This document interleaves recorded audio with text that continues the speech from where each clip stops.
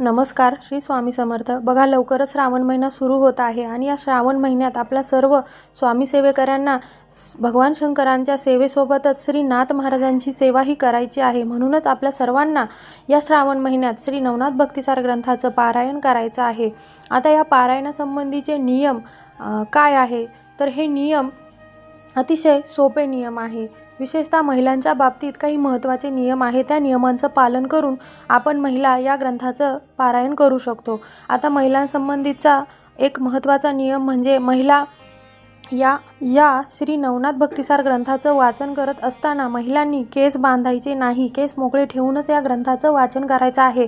आणि आणखी एक अतिशय महत्त्वाचा नियम आहे, जो मी चॅनलवर व्हिडिओ अपलोड केला आहे. तो व्हिडिओ तुम्ही शेवटपर्यंत बघा, म्हणजे तुम्हाला सर्व नियमांचे माहिती होईल. तर खाली दिलेल्या स्क्रीनवरील त्रिकोणावर क्लिक करून तुम्ही व्हिडिओ बघू शकतात. माहिती शेवटपर्यंत ऐका. माहिती आवडल्यास चॅनलला सबस्क्राईब करा. धन्यवाद. श्री स्वामी समर्थ.